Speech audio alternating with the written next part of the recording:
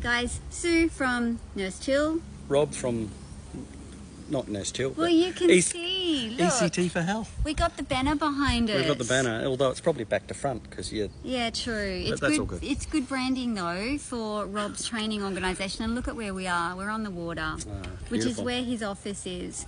But I wanted to talk to you. I actually feel quite faint. And do you? yeah, I do. And I don't know what's wrong, but I'm Is it the thinking, sun? I think I'm having a vasovagal. Oh, a vasovagal. Yeah. What is a vasovagal vasovagal? or a syncope? Oh my gosh. What the heck's the deal? Or am I just dizzy? It could, well, yeah, well. Or faint? Okay, so vasovagal, faint, and syncope are all the same thing. Yeah, I thought so.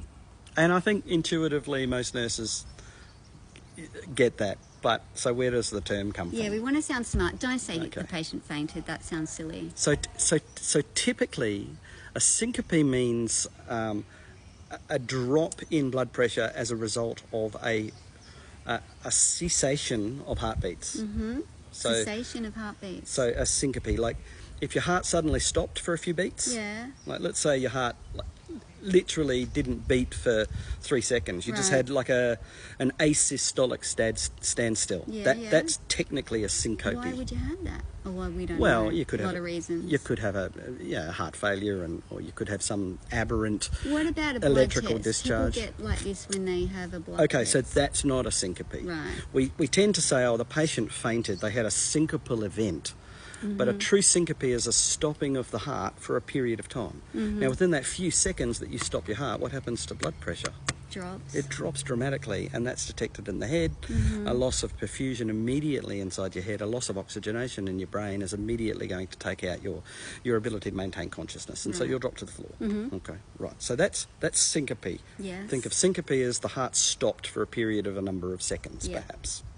Right. Vasovagal is similar but different. Right. Vasovagal actually refers to the tone or the pressure of the inside of your veins Vagus. and your arteries. Your veins and your arteries, so that's the vaso part of it. So your veins and your arteries, you know, they're muscular. And so because they're muscular, they respond to Vasoconstriction. either constriction or dilation. Yeah. Now, that part of your nervous system that controls the constriction of blood vessels, that's the sympathetic nervous system. And that part of your nervous system that controls the relaxation or the dilation of your blood vessels, that's your parasympathetic nervous system. And the nerve that does that, the actual name of the parasympathetic nerve that does that is called the vagus nerve. Right.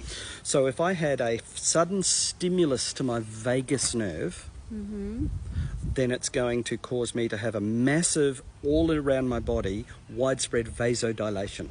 So my heart doesn't stop, but it slows down, and my blood vessels widen up, and my blood pressure drops to my boots, and again, I pass out.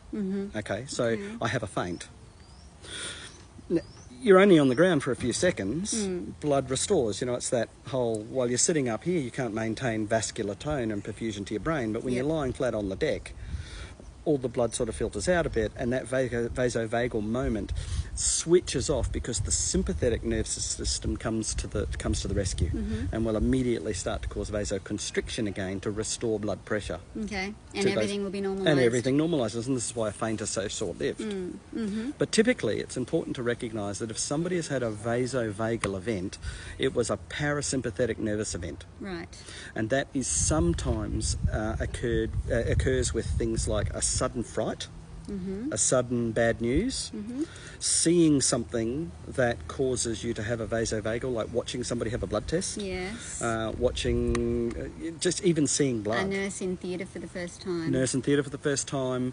There's a number of contributing factors that will cause your parasympathetic nervous system to suddenly do something that is going to drop your blood pressure. And we'll say, well, why is it that if I look at something disgusting, or I look at some horrible food, or if I watch somebody vomit, you know, some people are parasympathetic vomiters, right? You might be one of those nurses that wants to say to the patient, look, move over and give me some space in your V-bag because I want to have a chuck as well.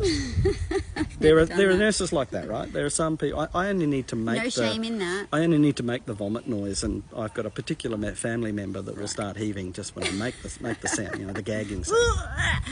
Let's not do it. We're going to have people gagging all over the place. But the point is this: the same parasympathetic nerve branch, that vagus nerve, also goes to the gut. Yeah.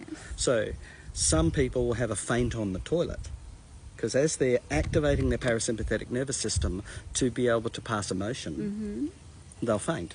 Because that activation of the parasympathetic nervous branch, that vagus branch, also causes their heart rate to slow down and those blood vessels to dilate. And you've probably heard of people who have had chest pain sitting on the toilet, or they've had a faint sitting on the toilet, or they passed out on the toilet.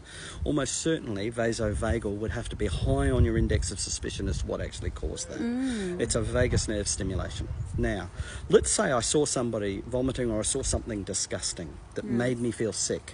What nerve is being activated? Vagus nerve. So because my vagus nerve is being activated, that branch that goes to my heart rate to slow my heart rate down, vagus nerve, that branch of my parasympathetic nervous system goes to my blood vessels to make my blood vessels all dilate, vagus nerve. So I don't just feel a sense of nausea or a sense of like I want to vomit or open my bowels, but I also drop my blood pressure dramatically from vasodilation, and I drop my blood pressure dramatically because I drop my heart rate. The next time you see a patient faint, actually watch them grey out on you and pass out.